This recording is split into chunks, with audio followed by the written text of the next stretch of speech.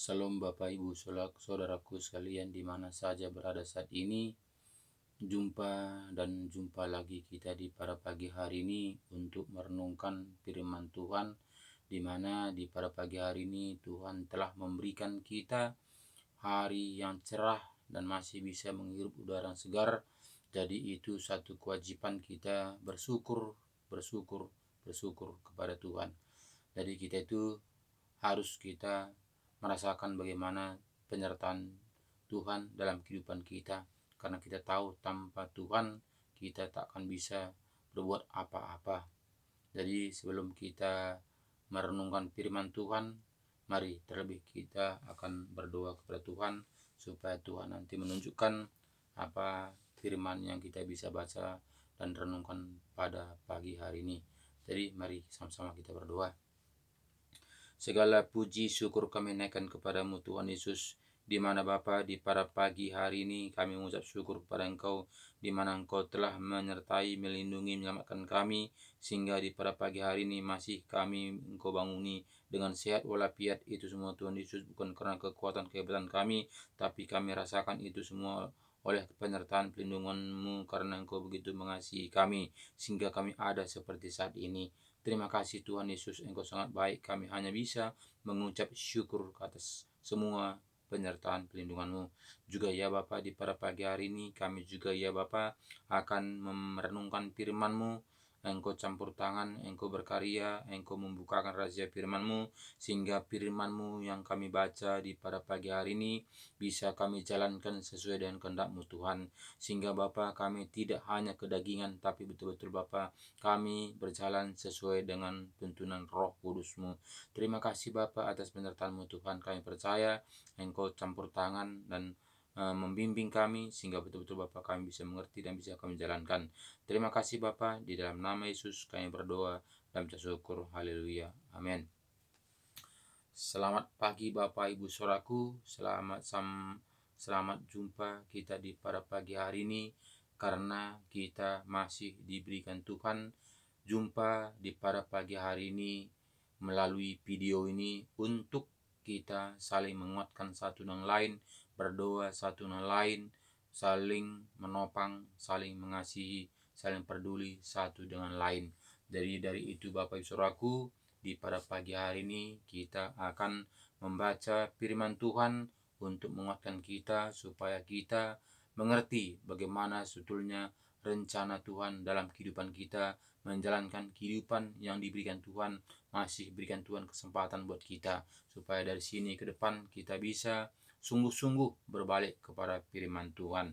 Jadi mari kita buka Alkitab kita dari Galatia 5 mulai ayat 16.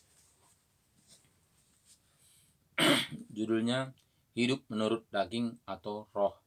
Jadi pilihan kita adalah dua. Dan itu semua juga tidak Tuhan paksakan kita. Apakah kita memang hidup menurut daging atau menurut roh. Jadi jelas kita melihat bagaimana jika kita hidup menurut daging, tentu kita akan binasa. Tentu kita akan mendapatkan hukuman, yaitu api neraka hidup, api neraka belerang dan kekal. Jadi jika kita menurut aturan roh, kita akan dituntun, disertai menuju mendapatkan kerajaan surga hidup yang kekal. Jadi ini semuanya adalah dua-duanya kekal. Jadi pilihan kita juga hidup menurut daging atau roh. Dan juga tujuan kita hidup menurut daging adalah kematian, dibakar bersama api belerang selama-lamanya kekal. Bahkan juga jika kita mengikuti roh Tuhan, kita juga akan hidup yang kekal. Jadi dua-duanya kekal. Jadi ini semua adalah pilihan, adalah di tangan kita. Apakah yang kita ikuti? Apakah kita mengikuti daging? Apakah kita mengikuti roh? Jadi mari kita baca Alkitab kita, Galatia 5 ayat 16 mulai. Katanya begini.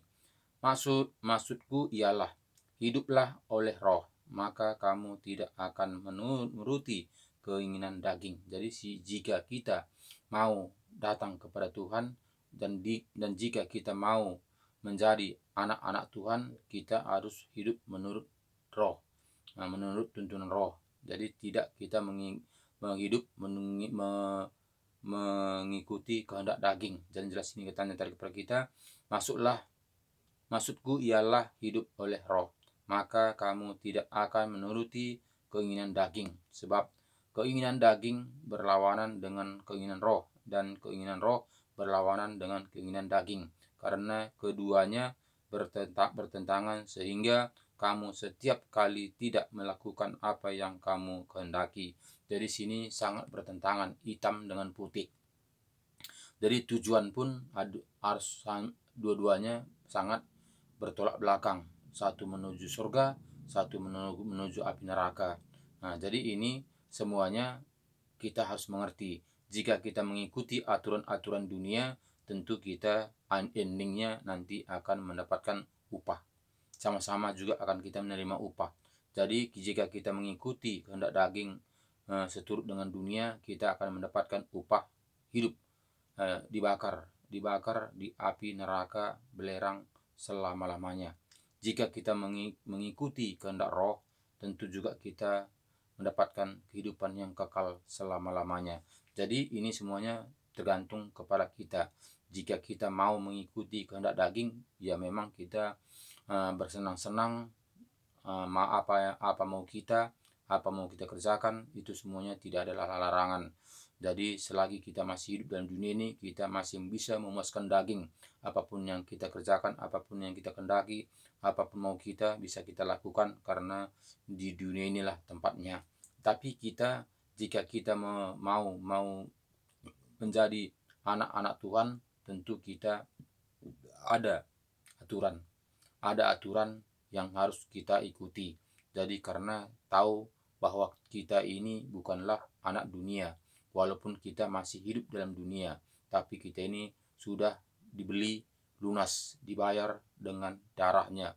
Jadi kita bukanlah anak dunia, tapi kita sudah menjadi anak surga jika kita mau mengikuti kebenaran firman Tuhan. Jadi kita hidup di dunia ini hanya numpang untuk sementara. Jadi jelas ini semuanya tertulis di Alkitab supaya kita mengerti bahwa kita di dunia ini sekedar numpang.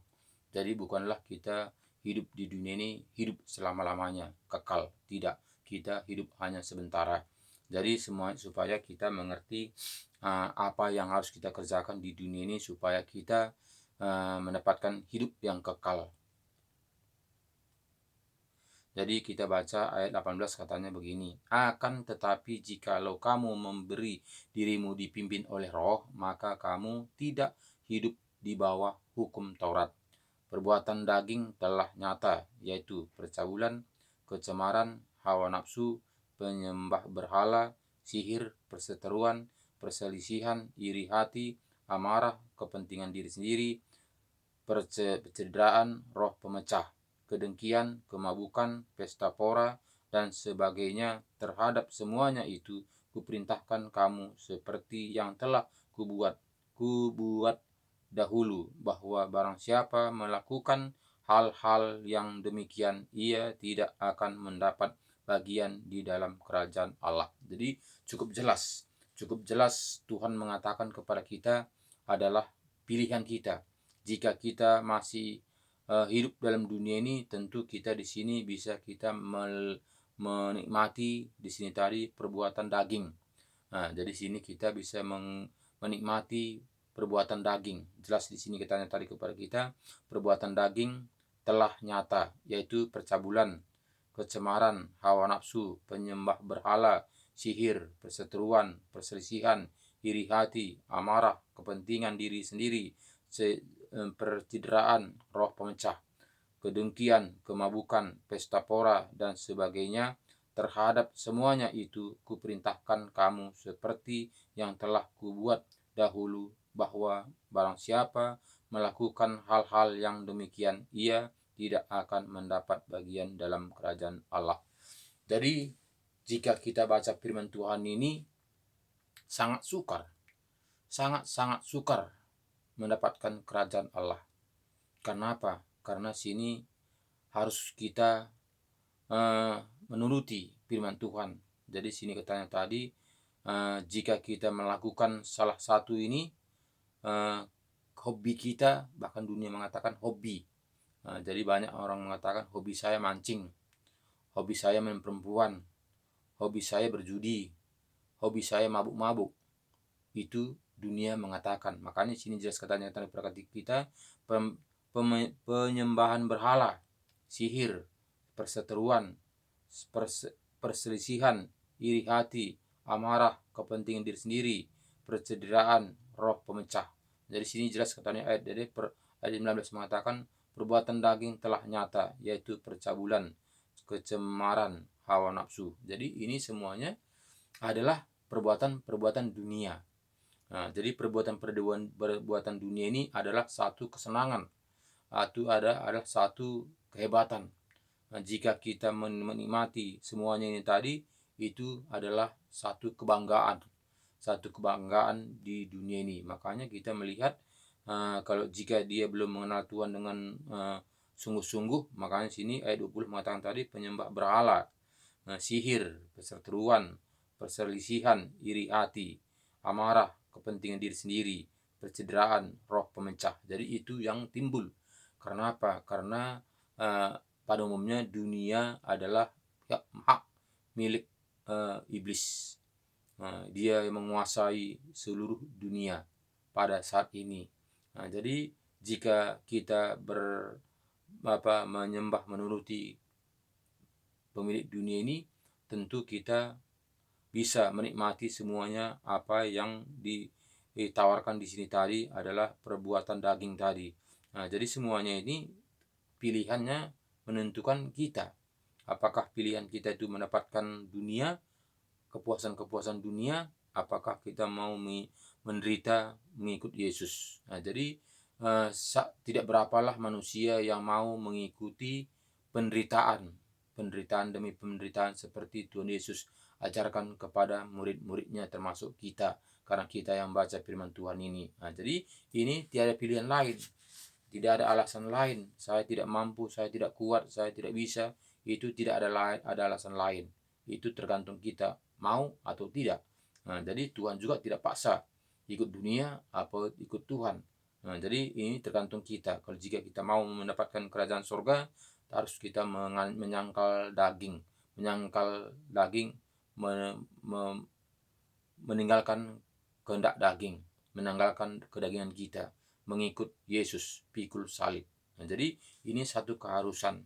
Jadi tidaklah sama seperti yang diajarkan menurut dunia yang mengajarkan pada saat ini asal percaya saja beriman.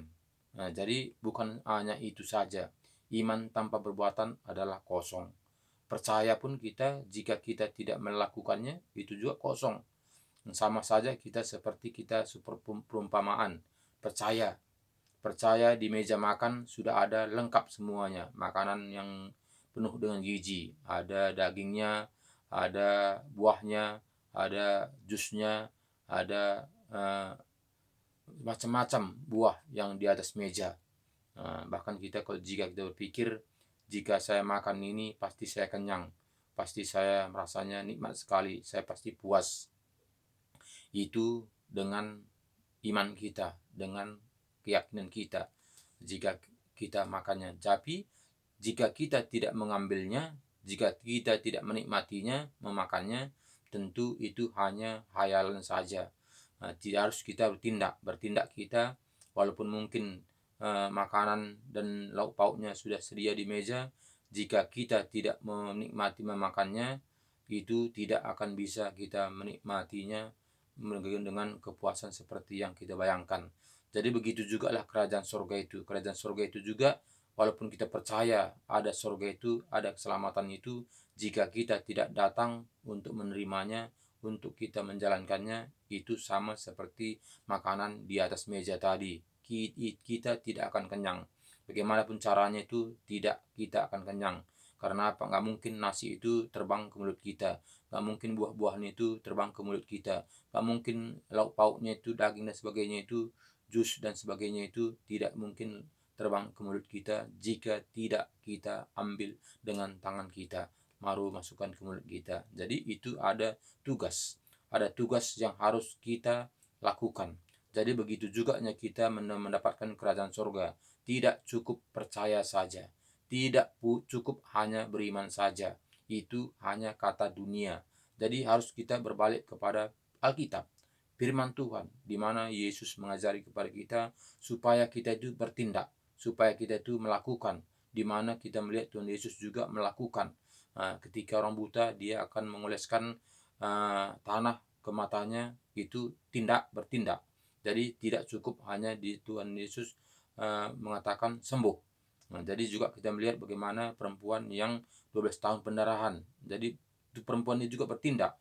Dia berjalan untuk mendatangi Tuhan Yesus, sehingga dia akan menjamah jubah Tuhan Yesus, sehingga terasalah mujizat keluar dari tubuh Yesus, sehingga sembuhlah perempuan pendarahan 12 tahun itu. Jadi bertindak. Jadi perempuan itu juga bertindak. Mungkin kita bayangkan jika kita melihat pendarahan 12 tahun, dia pasti merangkak-rangkak di bawah kaki orang itu untuk mendapatkan menjumpai Tuhan Yesus. Bayangkan. Jadi usahanya itu begitu luar biasa untuk menjumpai Yesus, karena dia yakin percaya dia akan sembuh ketika dia jumpa dengan Yesus. Jadi itu usaha.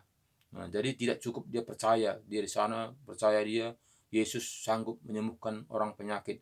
Saya percaya pendarahan ini akan sembuh. Nggak cukup seperti itu, tapi dia melangkah, dia bertindak untuk menjumpai Yesus. Bagaimana caranya, atau tertindas pun dia, atau dilangkahi orang pun dia, atau terpijak orang pun dia tetap berusaha untuk berjumpa dengan Tuhan Yesus. Jadi itulah diajarkan Tuhan Yesus kepada kita. Jadi tidak cukup percaya saja. Jadi orang dunia mengatakan percaya saja, yang penting kamu Kristen, kamu akan selamat. Itu tidak ada tertulis di Alkitab. Jadi itu hanya omong kosong, supaya kita itu cukup masuk gereja saja. Jadi kita harus kembali kepada firman Tuhan, Alkitab, bagaimana Yesus mengajarkan kita. Apakah memang betul seperti itu, apakah tidak. Jadi sini jelaskan kita tadi. Jelas sini kepada kita, jika kita melakukan ini tadi, kelakuan ini tadi. Coba kita ulangi dari ayat 19 mulai.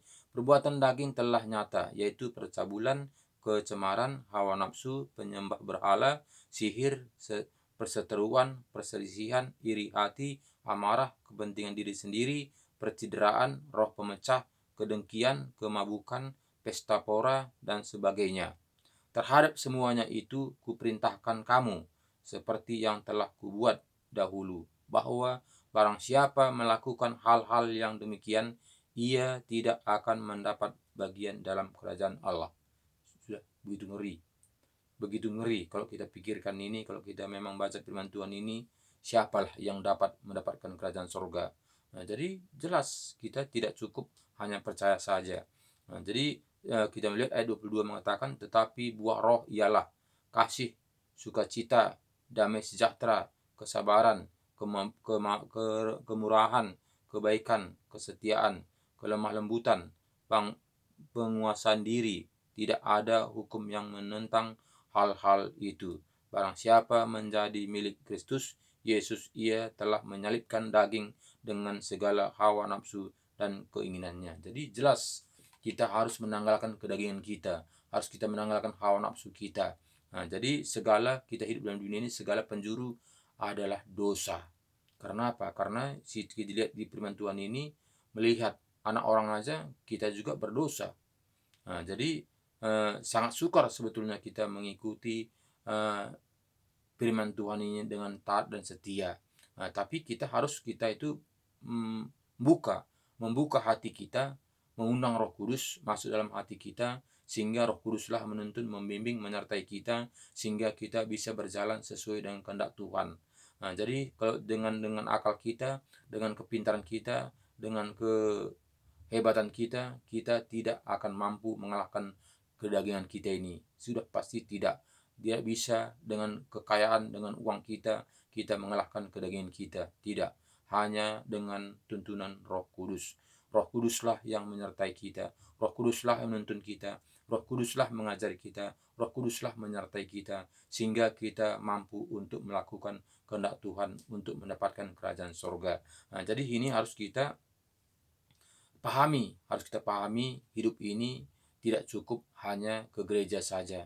Jika kita hidup ini sebagai orang Kristen tidak cukup hanya percaya saja, tidak cukup hanya membayar iuran saja, tidak cukup hanya beriman saja, tapi harus ada tekad, taat, dan setia. Nah, jadi semuanya itu sejalan. Jadi jika kita sudah menjadi anak-anak Tuhan, kita harus menunjukkan buahnya. Buahnya tadi adalah kita tahu bukan dengan kekuatan kehebatan kita, tapi memang nyata. Nyata itu akan tumbuh sendirinya dengan tuntunan Roh Kudus. Sehingga sini tadi kita melihat ayat 22 tadi, tetapi buah roh ialah. Jadi buah roh itu bukan karena kekuatan kita, kehebatan kita, usaha kita, tapi karena sudah ada Roh Kudus untuk menuntun, menyertai, mengajari kita setiap perjalanan kita. Sehingga sini terjadi ialah tetapi buah roh ialah kasih.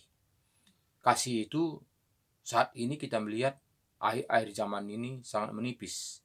Jika tidak ada Roh Kudus dalam hati kita, itu mustahil ada kasih itu. Makanya kita melihat saat ini ada pun kecelakaan di jalan sana banyak orang penonton, nggak seberapa manusia yang mau menolong. Apalagi kena jambret, ada begal dan sebagainya. Kenapa? Karena kasih itu sudah menipis. Takut itu dan sebagainya, takut tersangka, takut tertuduh, takut ini itu dan sebagainya. Karena apa? Karena menganggap itu adalah pekerjaan si iblis. Karena dibayang-bayangkannya, aku nanti tertuduh, aku nanti akan menjadi saksi, aku akan nanti menjadi menjadi terganggu pekerjaan saya. Jadi itu dipikirkan sehingga tidak mau untuk berbuat apapun yang terjadi di sekelilingnya. Jadi sini jelas tadi kepada kita tadi suci. Jadi sini tadi tetapi buah roh ialah kasih, sukacita. Artinya kita membuat kasih itu dengan sukacita, bukan dengan terpaksa, bukan dengan karena syahnu dan sebagainya, tapi karena ada Roh Kudus yang menuntun kita, damai sejahtera. Jadi kita melakukannya itu dengan damai sejahtera. Karena apa? Karena ada Roh Tuhan bekerja dalam hati kita. Kesabaran, kemurahan, kebaikan, kesetiaan. Jadi sini ada Roh Tuhan menyertai kita sehingga kita diberi kesabaran, kemurahan hati, kebaikan, kesetiaan, dan kita setia kepada Tuhan. Jadi itu ini tak bisa kita dapatkan dengan kekuatan kita sendiri. Apalagi zaman-zaman akhir ini kita melihat manusia sangat egois, mementingkan diri sendiri saat ini. Jadi ini semuanya harus kita peduli. Jika kita mengatakan adalah kita anak-anak Tuhan, ini harus ada buahnya. Kelemah lembutan, penguasaan diri, tidak ada hukum yang menentang hal-hal itu. Jadi sini penguasaan diri ini sangat sukar. Makanya saat ini jika di pasar sana ada lampu merah masih lampu merah, dia menyelonong. Jika kita melihat matamu itu katanya, itu saat-saat yang kita melihat di pasar-pasar. Nah, kenapa terjadi seperti itu? Itu tadi tidak ada lagi kesabaran, tidak ada lagi kemurahan hati, tidak ada yang kelemah lembutan, saling mengomong, saling membentak. Itu saat ini yang kita lihat di jalan-jalanan. Jadi kita menjadi anak Tuhan harus beda, tidak sama. Walaupun mungkin kita dibentak, ya kita hanya bersyukur saja kepada Tuhan, mengucap syukur kepada Tuhan. Itu tidak susah, tidaklah enak, tidaklah gampang untuk melakukan jika kita dikasari orang. Itu tidak akan gampang, pasti kita refleks, pasti kita itu timbul hati kita, amarah kita merasa hati kita panas karena kita dikucilkan, kita diejek, kita dikasari. Itu jika kita tidak ada tuntunan Roh Kudus dalam hati kita. Nah, jadi jika kita sudah ada Roh Kudus, kita diberikan kesabaran. Nah, walaupun mungkin kita kita dikasari, kita berpikir 2 kali 3 kali berpikir. Kita bukan spontan, makanya Tuhan memberi pada kita itu adalah seperti kita melihat mata dua. Kita harus melihat terlebih dahulu. Dan juga kuping adalah dua, supaya kita mendengar terlebih dahulu. Jangan kita ngomong apa aja, seplos saja begitu.